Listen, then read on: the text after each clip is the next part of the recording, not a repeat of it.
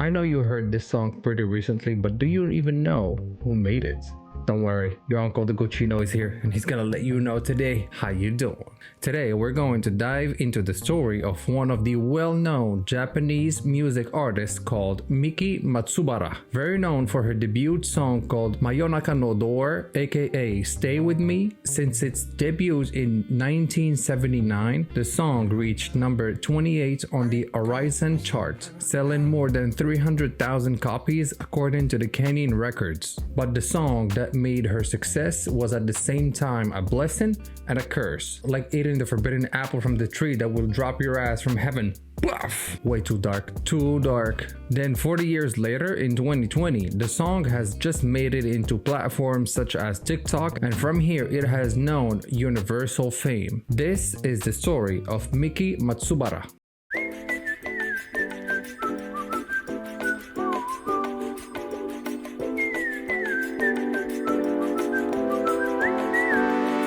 Hello! Right before we start, don't forget to hit that like button and don't forget to go to the comments below to say hello back. And please share this story, it is totally worth it. Miki Matsubara was born November 1959 in Kishiwada, Osaka, in Japan, place where she grew up in as well. She grew up with her sister, father, and mother, and her mother was actually a singer in Japanese jazz music for a group called the Pussycats. Meow. And when she only had 3 years old, she started learning piano because she loved jazz due to her mother's career in the music industry. Then later became super interested in rock music and joined a rock band called Kurei, followed with another band in 1975 called Yoshinoya Band. And right after that, Miki was keen on actually starting her music career as soon as possible. And so in 1975, at the age of 17, poof, she took off from her house, started walking to the train station, and at some point took the train all the way to Tokyo. Young Miki was very courageous and ambitious to make her dreams come true, just like all of us should do at some point. Not saying we should go all the way to another city, but at least follow your dreams, you know? So at her age, you can already see that she was pursuing her dreams as hard as she could. In Tokyo, she started singing in various places in Kanto, and in one of those places, a Japanese pianist called Yuzuru Sera discovered her and decided to help her and give a push start to Miki's career. So during a period of 2 years, Miki was going through a lot of training just so that she can make those opportunities happen and just so that she can go and grab them actually. But at the same time, something unexpected happened. She actually meets a guy, and that guy's name was Masaki Honcho. Right after they met, something happened and they got married super quick. But just as super quick as they got married, they get divorced. Pretty sad and terrible, but sometimes you just gotta push through it. That's life. And after a few years of collaborating, singing, training, getting married, and getting divorced at the same time, Miki officially started making her music career in 1979 with her debut called Mayonaka no Door, aka Stay With Me. Stay with me.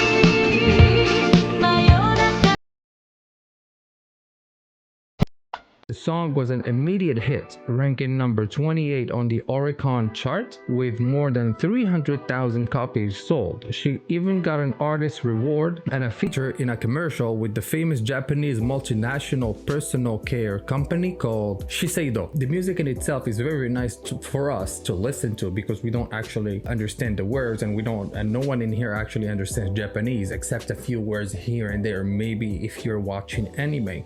But other than that, you just listen to the song. But when you actually do understand what she says, oh Lord have mercy on your soul. Stay With Me is a song about a girl's husband leaving her and her being depressed because of it. And all of that happened before she turned 20 in 1979. Weirdly, she made a song about how her husband divorced her and how she is depressed about it right now, even though that's the move that literally launched her career. But deep down, she always said to herself that it was something that she was not very fond of. She was actually ashamed at some point that she got famous because of that. And as she got even older and older, she started to even regret her career, but that's for later. Now we're still in her success.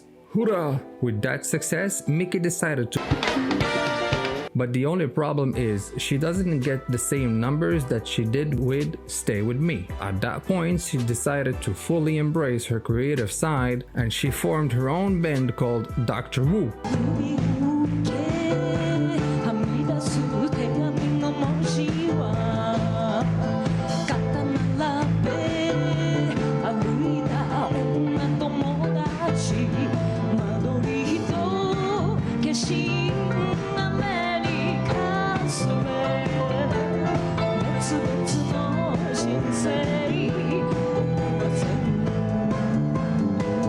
Miki and her band at that point were making it a little bit in Japan, but still, they didn't have the fame they were expecting from the same fame that she had from her debut song. And a little bit later, she even started collaborating with other jazz groups, such as Motown Jazz Fusion,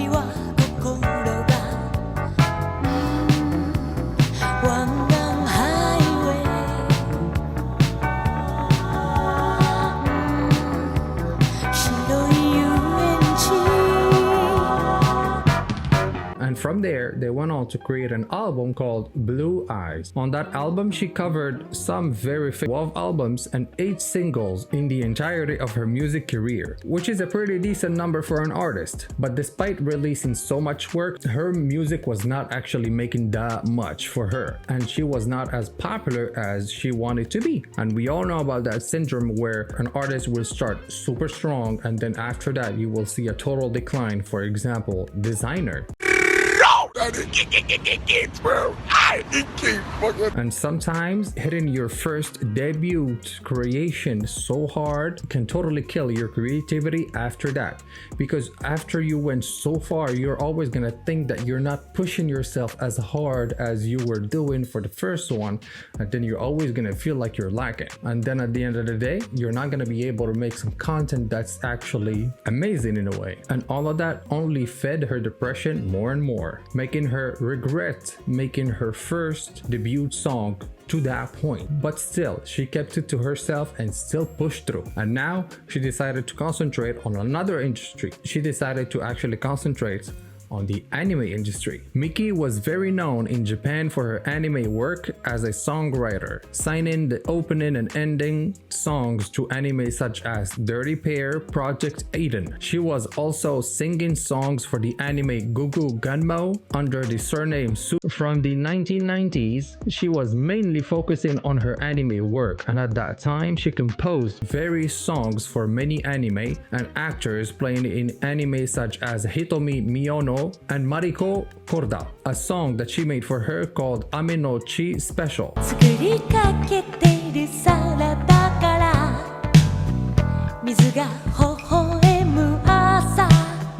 Attracted a lot of attention to the point that they made a music video out of it that placed number 28 in the Oricon chart. And even with all of that success, in early 2000, she actually sends an email to all of her colleagues and close personal people, and she stated, and I quote, "Actually, I can no longer continue with my music for a certain reason. I am canceling my phone, cell phone, and email. So please do not reply. Please live your life without regrets." And right after that, she stopped all of her music activities and she stopped completely everything. She completely disappeared in a way. She even went all the way to burn all of her music sheets and records. And in another email sent to her cousin at that same time, and I quote, she said, "Please forget all the times in the past when I was singing and composing." That's pretty crazy.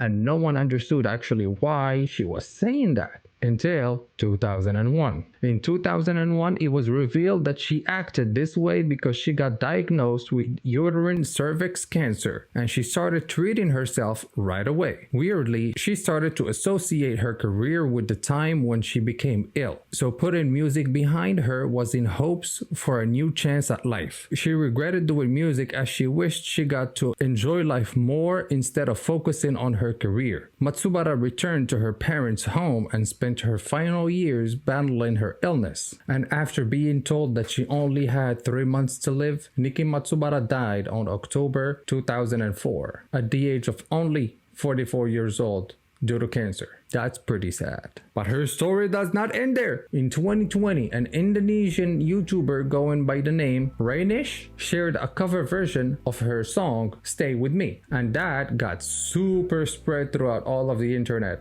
all the way to over here to the US. In here, TikTok made the music a hit everywhere and everyone knew about it, to the point where in February 2021, the sound was being used in over 200,000 videos on TikTok. And currently there's even more than 1 million of those videos. With the recent popularity, they even decided in 2021 to repress new vinyls of Niki's debut album, Pocket Park. Miki Matsubara's story is pretty sad, but what came from it and what stayed throughout years and years and throughout generations and generations is her music. Her music, in a way, is timeless. It's got no time. Anybody at any age, at any period of time can actually listen to her music. So the only thing we can do is actually to remember her by listening to her music, even though it was pretty sad. And remember to really hold on to your loved ones, and especially husband and wives.